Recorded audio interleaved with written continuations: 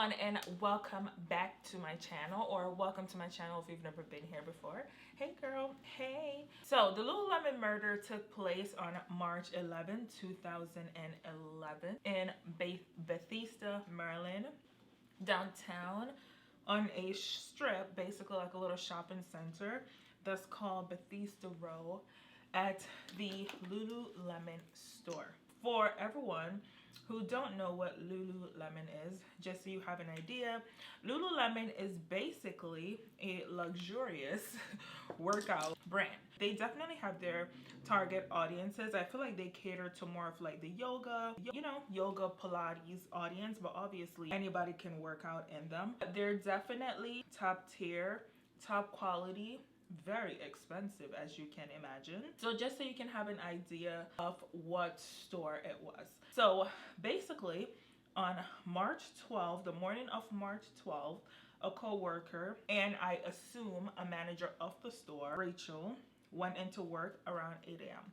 So when she went to work around 8 a.m., she noticed that the door was open, which was very shocking. So at first she noticed that that was very weird, so she was thinking that, there was a break-in. As she walked into the store, she noticed that things were knocked over, mannequins were knocked over, clothes were all over the place, like the cash registers were open. But as she looked towards the back of the store, she noticed that there were blood trails. So she literally rushed out of the store in a panic.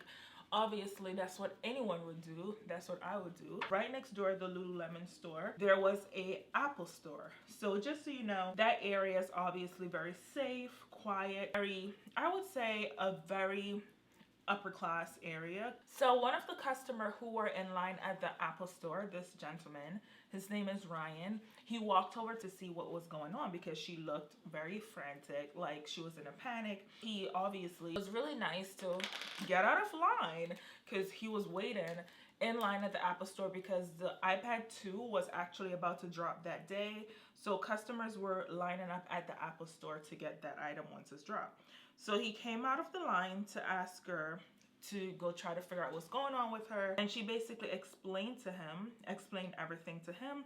So he actually volunteered to go in and check to see. So as Ryan walked into the store, he was definitely shocked by everything that he saw. So as he walked towards the back of the store, he noticed that there was a door. So he tried to open the door, but it was kind of hard to open as if something was blocking the door. So he kind of pushed and he finally got it open.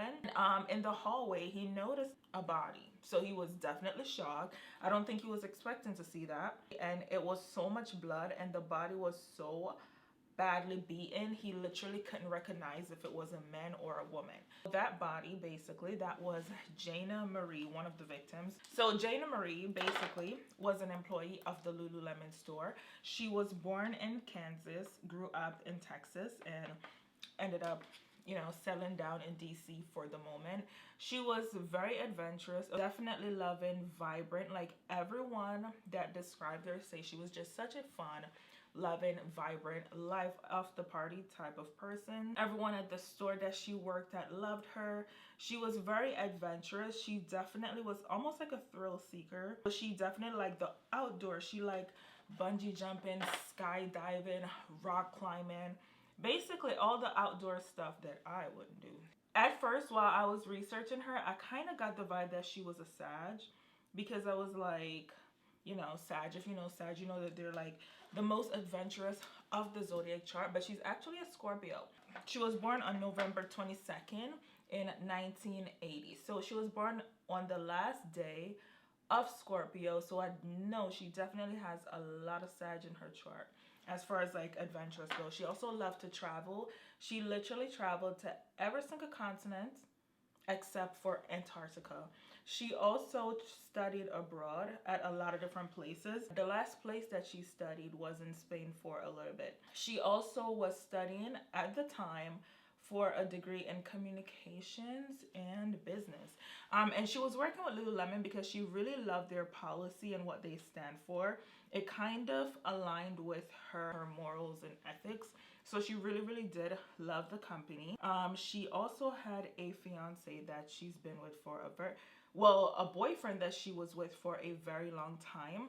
And sadly, right before her murder, like, he was actually looking at engagement rings. So she clearly had a lot going on for her in her life before she was sadly murdered. While Ryan was looking around, he heard a noise in the back, and he noticed that there was a second victim. The second victim was also a Lululemon employee as well.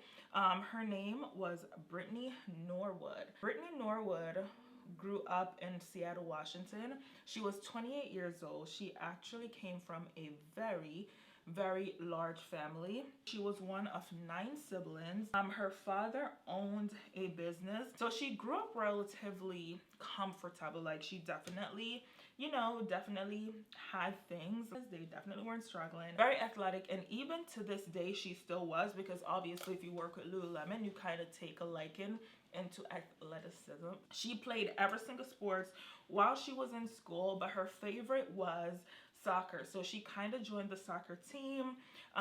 That didn't work out so well for her. I'll get into that later on. She basically played soccer, very athletic. She was very small and petite, but she was still very strong. Rachel and Ryan called the police, obviously. They quickly rushed Brittany, who was the surviving victim. They quickly rushed her to the hospital. So the way they found Brittany was, basically Brittany was laying on her back. Her shirt was above her stomach, and she had slashes and bruises. She also had a really big wound on her face, and she had basically scratches and bruises on her stomach. So they took her into the hospital. So Jaina Marie was pronounced dead at the scene. She was wounded a total of 331 times. Basically, the skin was off of her face. It was really bad. Obviously, anybody getting wounded 331 times, you know that it's bad, because your body is only so big for wound space. Since Brittany was in the hospital, her injuries weren't as bad as Jaina Marie, so they decided to question her that very same day. So basically, she said that her and Jaina Marie work that night, and they both left work at around 9:45 p.m. As they left work, Jaina Marie drove, and she actually walked to the train station. And as she was at the train station, she noticed that she didn't have her Metro card. So she started calling around to other employees to ask if anyone knew Jaina Marie's number, to call her to see if she can meet her back at the store so she could get her Metro card so she can get on the train, because obviously she can't get on the train without her Metro card. So now Jaina Marie agreed to meet her back at the store, because Jaina Marie realized that she left her computer at Lululemon as well, because she was in school, so she probably just took her laptop so she can study at work, maybe on her break or something. So she realized that she left it there. So she agreed to meet Brittany back at the store. Now Jaina Marie just randomly parked illegally outside, and they ran inside to go look for the Metro card. So Jaina Marie grabbed her laptop, and they were looking around for Brittany's keys, for Brittany's wallet with her Metro card, and she realized that she couldn't find it, basically. So then Jaina Marie offered to give Brittany her Metro card. She was like, okay, you can use my Metro card, just bring it back tomorrow, and then we can look for yours tomorrow, because it's like 10 minutes. And they've been looking for 10 minutes and they couldn't find it. So they basically gave up. So Brittany said, as they were about to leave out of the store, they noticed 2 men walked into the store. These 2 men were masked and were in black. One of them were tall, one of them were short. They basically, one of the guys, the tall one, dragged Jaina Marie to the back, knock her out, and Brittany, the shorter guy, took Brittany to the front, asked her to empty out the register before dragging her to the back as well. Basically beat both of them, sexually assaulted them. By the way, I forgot to say this, but when Brittany was found as well, her leggings, the crotch area was ripped away. Brittany said she was able to hear Jaina Marie scream for a very long time, until her scream basically fade away. So Brittany then said she tried to escape. I'm guessing she got away and ran out to the front, and then one of the guys came, found her, took her to the back, basically knocked her out again, and that's when he put the tie on her, a zip tie around her hand and on her foot as well. So the stores on Bethesda Road apparently did not have security footage. None of the stores, because I just don't know why. I mean, even if it is a wealthy rich area. I don't know why you still wouldn't have security footage. That's very strange to me, but whatever. So they weren't able to really see anything. So they got the footage from the Apple store, because obviously Apple would need cameras because it's Apple. So basically they were looking, trying to see if they can see anything, but they did saw, in the surveillance, they saw two men walking past. As Brittany described, two male, one of them tall, one of them short, Caucasians. They were wearing black. Basically fit Brittany's description down to a T. But they basically, the way the cameras, the angle of the camera were set up, they weren't able to see if the man walked into the store. So they basically analyzed the footage for a very, very long time. So one of the detectives came up with the idea that he would actually stake out. It's just to see if the offenders would return. And to his surprise, he actually did saw two men that fit the description of what Brittany gave, and basically the two men that he saw fit the description of what he saw on the footage from the Apple store as well. So Brittany actually felt really, really bad for everything that happened. She was actually experiencing survival guilt. She kept blaming herself, saying that if she didn't ask Jayna to come back to the store, then this wouldn't have happened. She was basically very much in hysterics. And I mean, obviously, if that was me, I definitely would have been blaming myself, because this girl was on her way home and I decided to call her back to the store, and she ended up getting killed. So, but at the time, Brittany actually didn't know that she didn't survive the attack. So this is when Brittany asked the officers, asked her how she was doing, and then they told her that she didn't make it, and obviously Brittany was crushed. Okay, so the police officer decided to stake out to see if they can get any clue or get any information, basically, or if the guys would return. So as I said before, the guys actually did return. While the police officers were staking out, they did realize that there was two men walking down the street, walking by the Lululemon store, that kind of fit the description that Brittany gave, and kind of looked like the men that they saw on the surveillance footage from the Apple store.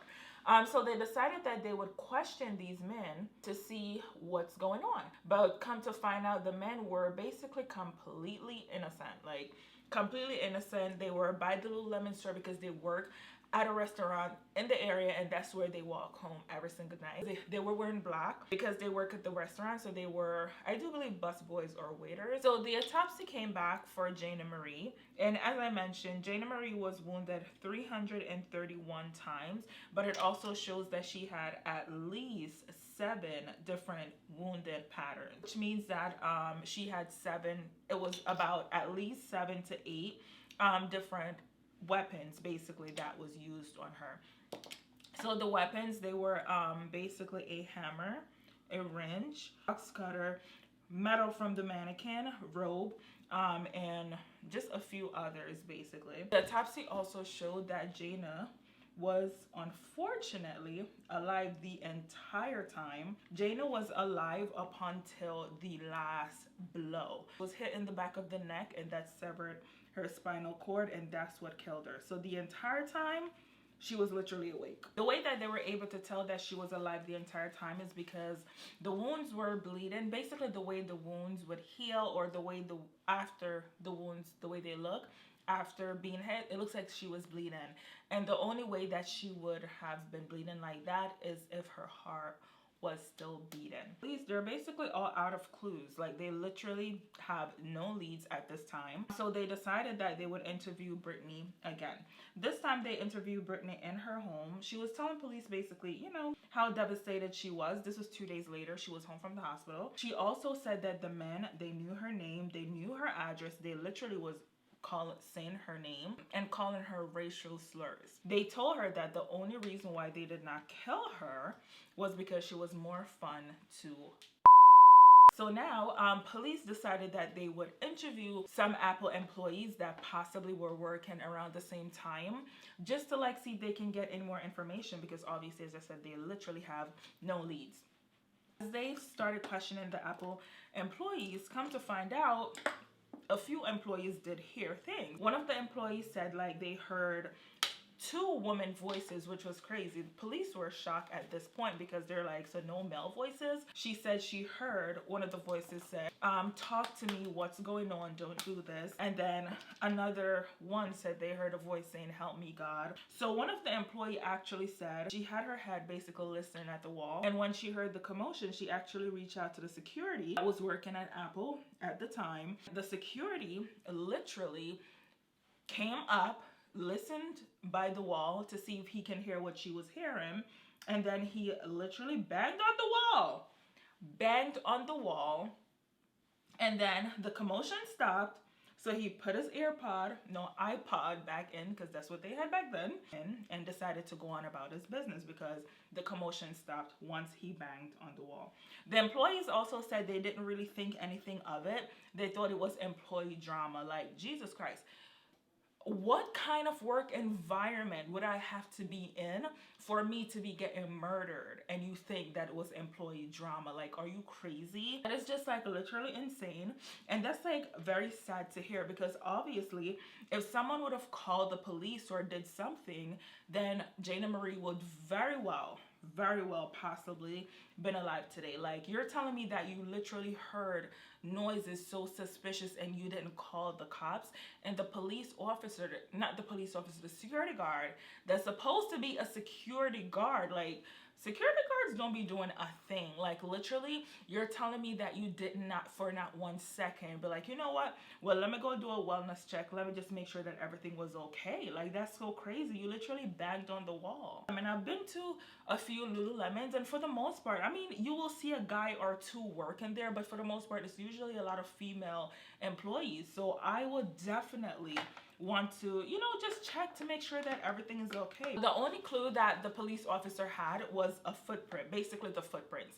So they noticed that the footprints, there were two footprints at the scene. One was like a smaller, like a size 6, which could have been Brittany's or Jaina Marie's, and then the other one was like a size 14.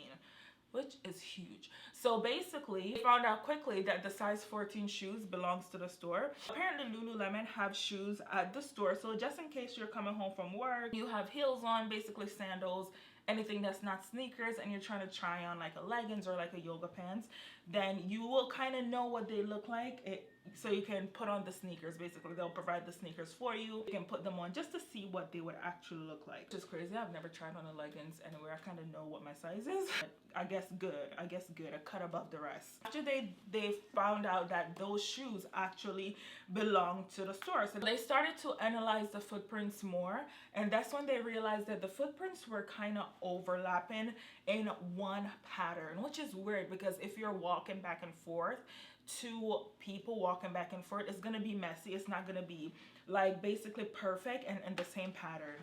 So they noticed that all the footprints, it was always the small footprint and then the big footprint on top of it, and never the other way around. And also they noticed that footprints led up to a sink, which shows that they probably took the shoes off there.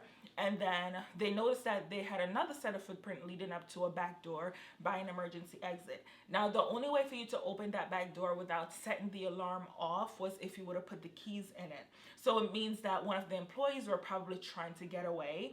That's why the keys were in the back door for the emergency exit. But then they realized that there were no blood outside. So that means that the person didn't get away.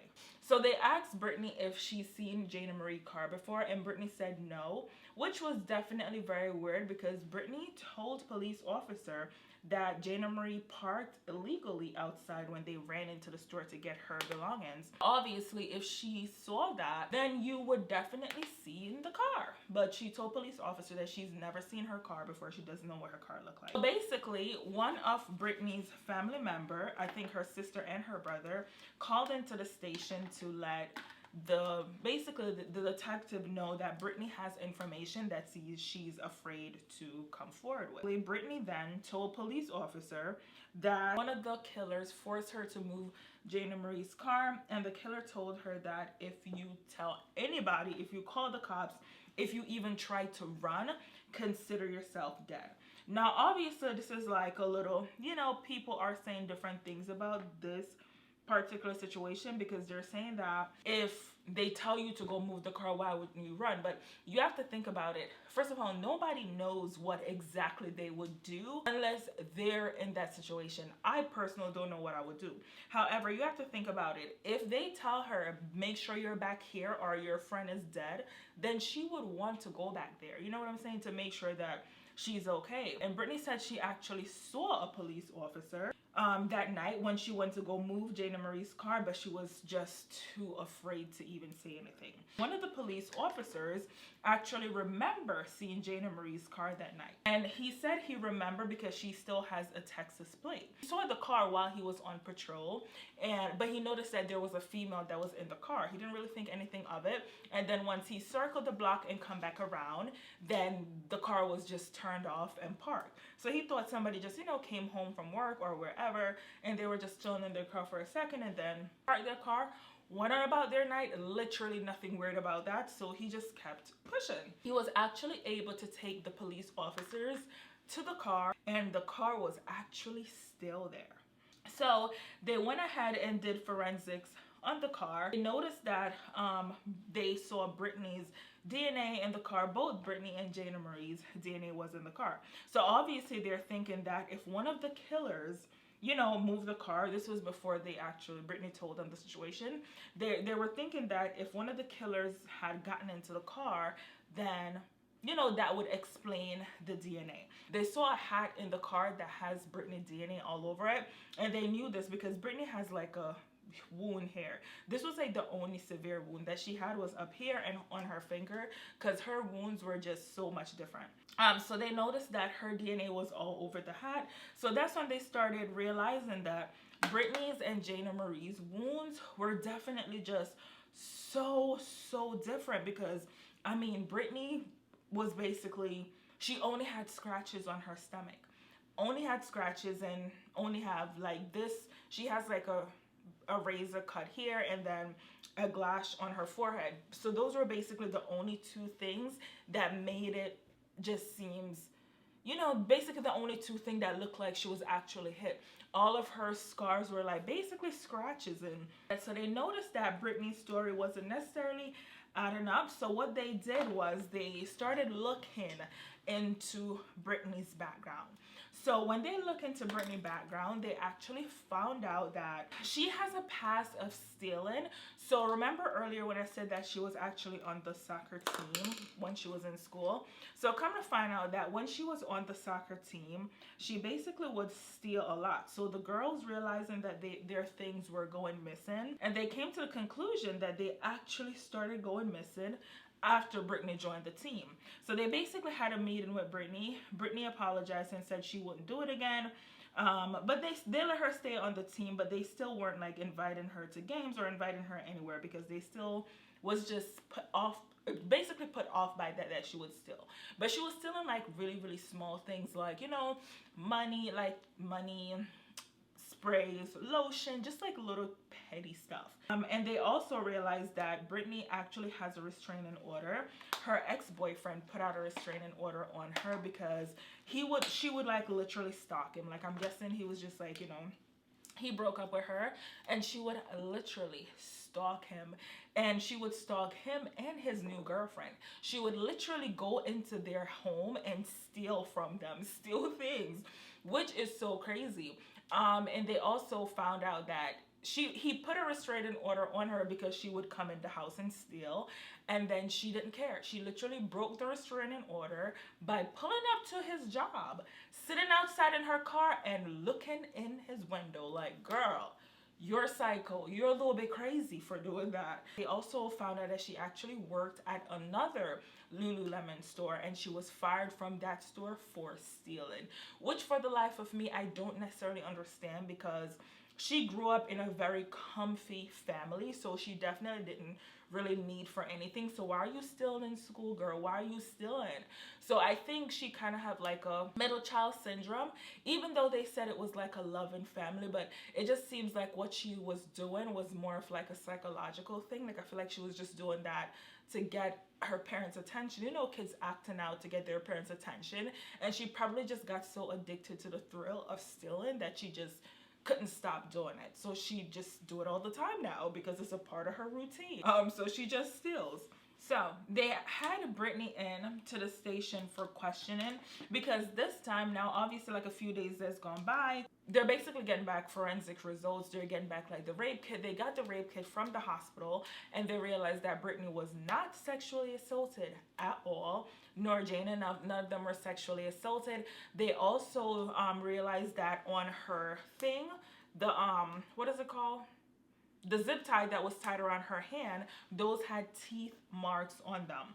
And the ones that were tied around her legs didn't. So obviously if the ones tied around her arm had teeth mark on them, and that means that she actually tied it herself. And as I said, they were looking into the two different wound pattern for the two young ladies.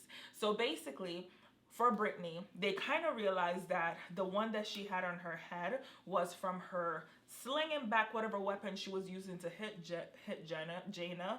That's what hit her in the head. And they also noticed that the wound that she had right here was basically like a cut from a razor. And they also realized that the wounds that she had on her stomach were basically self-inflicted scratches and scars and stuff like that.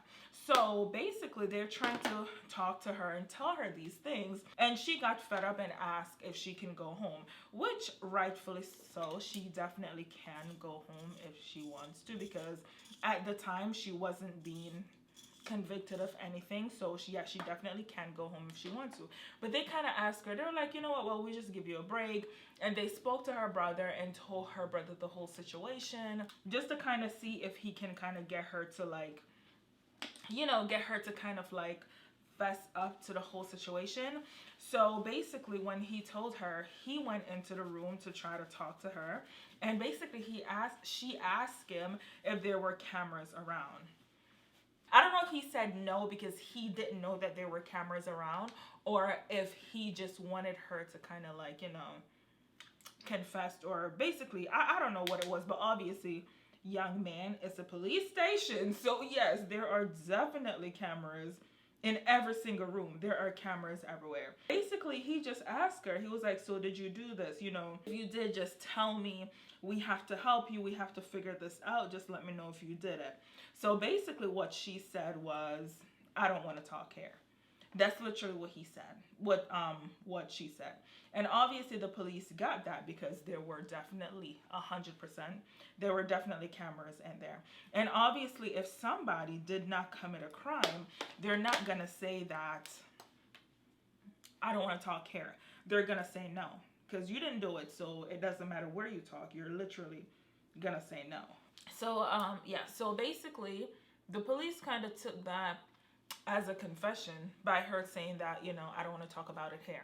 But then her brother just kept pushing, like, you know, did you do this? Like, just talk to me. Tell me what happened. We need to get you a lawyer or whatever. And then she basically broke down, started crying, say she doesn't want everyone to be disappointed in her. She didn't know what to do, and, you know, basically crying and didn't really admit to it, but kind of admit to it. Basically saying things that you wouldn't say if you didn't commit a crime. Jayna's family actually didn't know that Brittany did it until they were on their way to Jayna's memorial. And then that's when they actually heard the news that Brittany did it, which is so crazy because you are already in such a vulnerable state going to a loved one's memorial. And then at the same time, they felt bad for Brittany because they thought that, you know, she went through such a traumatic experience. And even though she was alive, they still felt really bad for her. They were going to actually send her flowers, but they didn't really get around to send her flowers because she was only in the hospital for like a few minutes. So there were actually a plea deal on the table, but it was up to Jayna's family to decide if they were going to take it to trial or not. But obviously Jayna's family took it to trial. As I said before, Jayna sustained 331 injuries, and the average violent attack is usually about 51. So that's literally at least 6 times the normal injury count for violent attacks. So obviously the family was like, she's psycho. We literally do not want her to ever have a possibility of getting out of jail again. So on March 18th, it literally took the jury less than an hour to find her guilty of first degree murder. Her lawyer, her defense, basically tried to plead insanity, which rightfully so. They basically tried to plead insanity because they're saying that it wasn't necessarily premeditated, because if she had to call up other employees to get Jayna's number, obviously this isn't something that was planned. But I mean, she is crazy, because if you would literally sit here and hit somebody for 331 times without your mind telling you to stop, and basically from the results of the autopsy on Jayna, it showed that it literally took like 17 to 20 minutes. So if you would literally sit here and hit somebody for 17 minutes nonstop, you're crazy. And to literally sit here, and mind you, Rachel told police that the alarm went on at the store at 9:45, and then the alarm was disarmed at 10:05.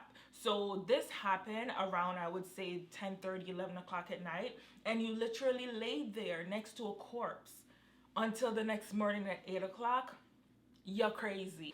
So she's literally sentenced to life in prison. In 2015, she actually requested for a retrial, and the judge denied it. Rightfully so. It was denied, sis. There's no more retrial. There's literally nothing to see here. We've seen it all. You're crazy. You need to stay exactly where you're at. So the entire time, Rachel was actually still working with police.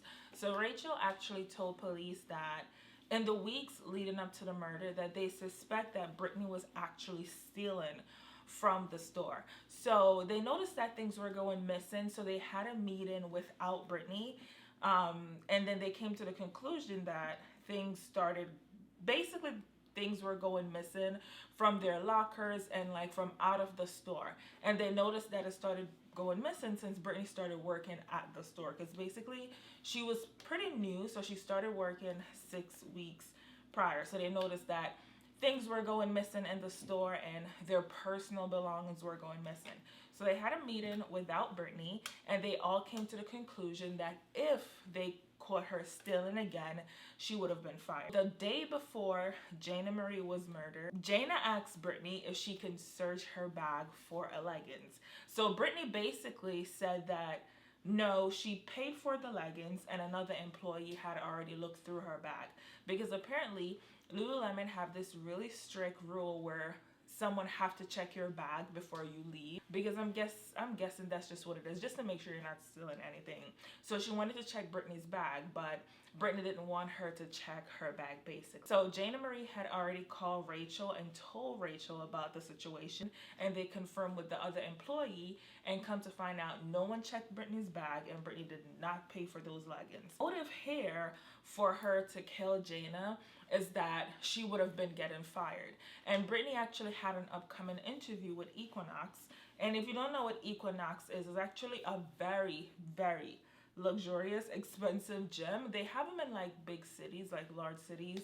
So I don't know if they have them everywhere, but I know they have them in like, you know, popular cities. So yeah, so she had an interview coming up with Equinox to be a personal trainer. So I'm guessing if she was fired from Lululemon, then that would have affected her chances of getting the job at Equinox. That's why she kind of lured her back into the store and tried to kill her. Well, and did kill her, because she didn't know that she already told Rachel, and she knew that the next day Jaina Marie would have told someone that she stole and she would have been fired, basically.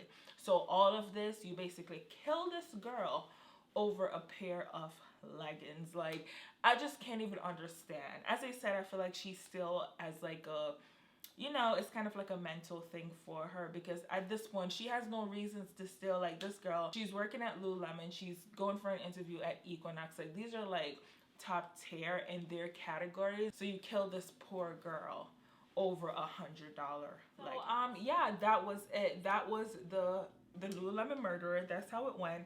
And the crazy thing is, I've heard about this case so many times, but for some reason I never listened to it all the way until now. So that was definitely a plot twist. That's not what I was expecting to happen. Like, it's just so crazy, and I wish I would have listened all the way through when I first heard about it a while ago. But yeah, that is it for this video. Thank you so much for watching. Don't forget to give this video a thumbs up and subscribe to my channel. But yeah, that is it for this video. Thank you so much for watching, and I'll see you in my next one. Bye bye.